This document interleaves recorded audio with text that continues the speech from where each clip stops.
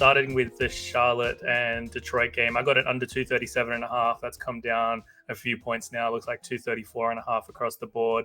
The Pistons playing shorthanded, a few guys ruled out, which helps, of course. But just another one of those where I think the pace of play and the projected number of possessions that I've got sits lower than what the market seems to be projecting.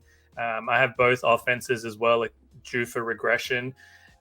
Both defenses performing better than what the market and what their output suggests as well, especially Charlotte, which is quite strange. Their transition defense over the past month as well, not just a small sample size, has actually been top 5 in the league. So they're doing a really good job of forcing teams into the half court. And if they stop the Pistons from being able to run and play half court, I think they get enough stops. And, this is such an inflated number that it doesn't take a lot to go under. If you just have a couple of minute dry spell of no field goals made, that can be enough to throw off a total like this. So comfortable one for me here. The only other one I played was the under in Orlando and New Orleans. That one's gone up, which is interesting. So the market disagreeing. I think I might buy back again. I got 225.5. I can see 227.5. Like I said, I think I'll buy back again and we'll see some late under money there before it does close. The Pelicans tail spinning at the moment, but I do think coming back home is going to make a pretty big impact for them. The Magic, one of those teams where their offensive numbers are really bad. As good as they've been performing lately, there's going to be some serious offensive regression coming for Orlando in a pretty big way. Their defense still matches up well in a game like this. The Pelicans obviously love operating in the mid-range. And the length and size of Orlando is just enough to make life difficult and uncomfortable there. Exact same thing on the flip side. The Magic, not a team that spaces the floor particularly well. They love to get into the mid-range. They love to try attack the basket. The Pelicans got the size and length as well to disrupt that. So I think that this is going to be one of those games where possessions are hard to come by in terms of points and open looks. So again, I'll probably buy back on the new number here, but that's the number I got. Just those two for me today coming out. Hopefully we keep this all-star break run going. Finesse, what are you looking at today? What stand out to you on the board? Yeah, we'll keep in that same game. I actually have two looks I like in that game. So first one, relatively straightforward. I'm going back to BI, Brandon Ingram over 24 and a half points. If that's moved up to 25 and a half, I recommend pivoting to 25 plus for a little bit more juice. That's just me though. Completely fine with 25 and a half as well. He's covered the 24 and a half line in 7 of his last 8, 3 straight home games, 30 plus and 3 straight wins. New Orleans is currently a favorite. I think they're -4 right now. So 30 plus points and 3 straight New Orleans wins. I look for consistency. I want to know what to expect from guys. And BI is a perfect example of that. His volume has been super consistent. He's averaging over 21 shot attempts per game over his last 10 games, 21 plus shot attempts in 4 straight games. So we love to see that.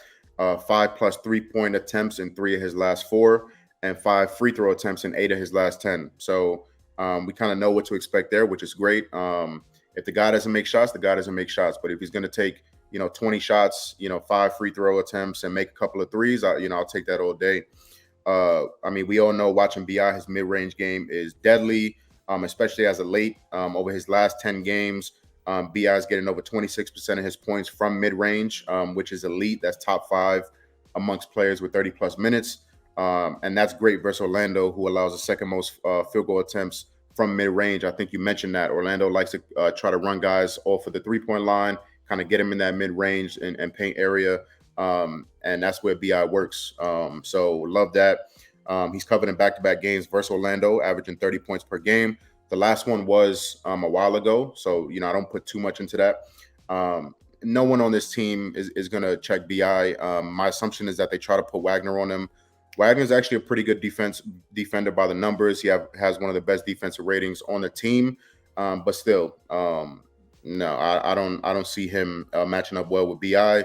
I'm expecting a bounce back performance as well. He went 7 to 22 from the field last game, so I don't see BI having 2 stinkers. And that's one where we talk about he attempted 22 shots, only made 7. I think he finished with 19 points. I'll take that. I'll make that bet every single day. Another little pivot, just a little nugget. I took this as a straight bet, juiced. A lot of people have different feelings about that. I'm cool with it as a parlay piece as well. Valanciunas double-double. We've made money off it before. It's always about minutes for Valanciunas. If he's going to get 25 minutes, he's going to get you a double-double. So I think this is a matchup where he does see the minutes based on who Orlando's going to deploy. Wendell Carter Jr., Mo Wagner, the more traditional centers. 25 plus minutes, 14 straight double doubles, 18 his last 20, and 13 straight home games double double. So pretty much automatic. No Nance Jr. tonight, and his minutes slightly go up with no Larry Nance. About 28 minutes per game in those situations. Orlando's bottom half of the league in opponent rebounding, bottom 10 in offensive rebound per game to opponents. 5 straight double doubles versus Orlando, averaging 20 points, almost 15 boards.